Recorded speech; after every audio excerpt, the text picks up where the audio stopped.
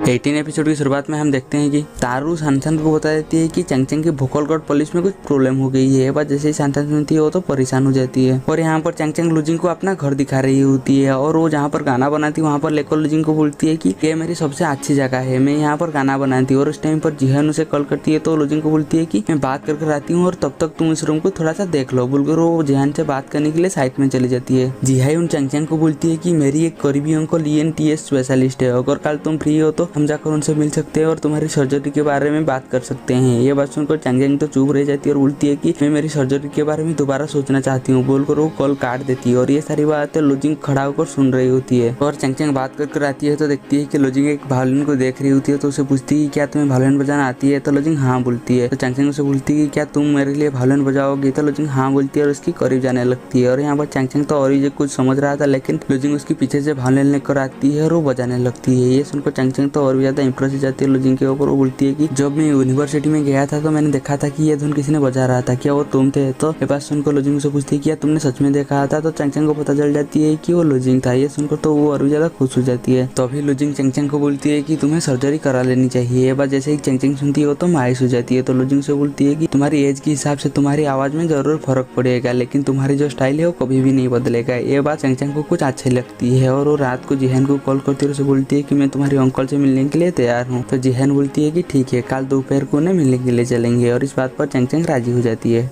तो अभी लुजिंग अपने डॉम में आती है तो उसकी सारी दोस्त उसे पूछती है कि तुम कहाँ पर गए थे। तो लुजिंग से बोलती है कि मैं अपना एक फ्रेंड से मिलने के लिए गया था। तो अभी जीजू पूछती है कि क्या तुम्हारी ऑनलाइन फ्रेंड हमारी कॉलेज से है। तो लुजिंग हाँ बोल देती है। पर जैसे ही उसकी सारी दोस्त सुनती है वो तो हैरान हो जाती है। तो लुजिंग से पूछती है क्या तुम मेरी जासूसी कर रहे थे। तो उसके दोस्त मना कर देते हैं और लुजिंग को यहाँ पर ऐसा लगती है कि उसकी सारी दोस्त को चंगचंग के बारे में पता चल गया होती है लेकिन उसकी सारी दोस्त तो लुजिंग के बारे में कुछ और ही सोच रहे होते हैं। तो लुजिंग उन्हें बोलती है कि ये बात बाहर नहीं आनी चाहिए। तो उसकी सारी दोस्त बोलती है कि हाँ हमें पता है, अगर ये बात बाहर आ गई तो कितना बड़ा प्रॉब्लम हो सकती है। और लुजिंग यहाँ से चली जाती है और अपने क्लासरूम में बैठा हुआ होती है तो चंगचंग को मैसेज करती है कि तुम्हारी डॉक्टर के साथ अपॉइंटमेंट कब है। चंगचंग बोलती है कि मेरी डॉक्टर के साथ अपॉइंटमेंट 3:30 बजे है। तो लुजिंग से बोलती है कि रिपोर्ट में क्या आया मुझे जरूर बताना। चंगचंग बोलती है कि ठीक है। और इस टाइम पर मिस चिंग आ जाती है और चंगचंग से पूछती है कि तुम तो सर्जरी के खिलाफ थे लेकिन अचानक राजी कैसे हो गई। तो चंगचंग उन्हें बोलती है कि मेरी एज के हिसाब से मेरी टोन बदलता रहेगा लेकिन मेरी जो स्टाइल है कभी भी नहीं बदलेगा। ये सुनकर तो मिस चिंग खुश हो जाती है और चंगचंग को गले लगा लेती है। और चंगचंग जिहान के साथ मिलकर उसके अंकल के पास जाती है और उसकी अंकल जैसे ही चंगचंग का चेकअप करती है तो उसे पता चलती है कि चंगचंग को सर्जरी की जरूरत नहीं है। और जैसे ही ये बात चंगचंग को बताती है तो चंगचंग खुश हो जाती है और उसकी अंकल उसे बताती है कि तभी तुम्हारी गले से ब्लीडिंग हो रही थी इसीलिए तुम्हें सर्जरी की जरूरत थी लेकिन अब सब कुछ सही है, तुम अपने गले के थोड़ा सा कम इस्तेमाल करना। ये बात जैसे ही चंगचंग सुनती है वो तो खुश हो जाती है कि उसे सर्जरी की जरूरत नहीं है। और जैसे ही बाहर रहती है तो खुशी से जिहान को गले लगा लेती है और जिहान तो यहाँ पर चंगचंग की गले लगाने की वजह से नर्वस हो रही होती है लेकिन वो चंगचंग को कुछ कहता नहीं है और चंगचंग यहाँ से खुश होकर चली जाती है। और सनसन चंगचंग के बारे में जैसे ही उसे पता चलती है तो उसे मिलने के लिए आती है और उसकी डोर लॉक करती है लेकिन कोई भी नहीं फिटा था तो वो जाने वाला होती है लेकिन इस टाइम पर लिफ्ट ओपन होती है और चंगचंग और जिहान आ रही होती है। और चंगचंग जिहान को बोलती है कि आपने मेरी बहुत मदद की इसलिए मैं आपको थैंक्स बोलना चाहती हूँ और उसे डिनर पर इन्वाइट करती है और जिस बात पर जिहान राजी हो जाती है और यहाँ से चली जाती है। और चंगचंग सनसन को लेकर अंदर जाती है तो सनसन उसे पीने के लिए सूप देती है। तो चंगचंग उसे पूछती है कि क्या ये तुमने मेरे लिए बनाया है। सनसन मना कर देती है और बोलती है कि ये मैं यूनिवर्सिटी की पीछे वाली गेट से लेकर आया हूँ जहाँ से तुम्हें सूप बहुत ज्यादा पसंद है। ये बात सुनकर तो चंगचंग हंसने लगती है और सनसन कुछ टाइम थम जाती है और बोलती है कि तारू ने मुझे बोला था कि तुम्हारे बुक्कल कट में कुछ प्रॉब्लम हुआ है। चंगचंग बोलती है कि आज मैं दोबारा चेकअप करने के लिए गई थी तो डॉक्टर ने मुझे बोला कि मेरी बुक्कल कट ठीक हो सकते हैं। ये बात जैसे ही सनसन सुनती उसे तो बहुत ज्यादा अच्छा लगती है और बोलती है कि मुझे पता नहीं था कि मैं तुम्हें कंसोल कैसे करूँ लेकिन तुम तो ठीक हो। और बोलकर वो बोलती है कि मुझे कुछ काम है बोलकर वो जैसे ही जाने वाला होती है तो सनसन उसके हाथ पकड़ लेती है और उसे बोलती है कि क्या तुम यहाँ पर और कुछ समय के लिए रुक सकती हो। और इस बात पर सनसन राजी हो जाती है और चंगचंग बोलती है कि जब मुझे पता चला कि मैं और गा नहीं पाऊंगी तो मुझे और कुछ भी समझ में नहीं आ रहा था। और वो इमोशनल हो जाती है और सनसन को गले लगा लेती है और वो रोने लगती है और सनसन उसे दिलासा देने लगती है। और लुजिंग अपने डॉम में बैठा हुआ होती है तो चंगचंग उसे कॉल करती है और झील के पास उसे मिलने के लिए बुलाती है। और लुजिंग जैसे जाती है तो देखती है कि झील के पास तो कोई भी नहीं है। और इस टाइम पर पीछे से चंगचंग आ जाती है और लुजिंग के आंखों में हाथ रख देती है तो लुजिंग को पता चल जाती है कि ये चंगचंग है।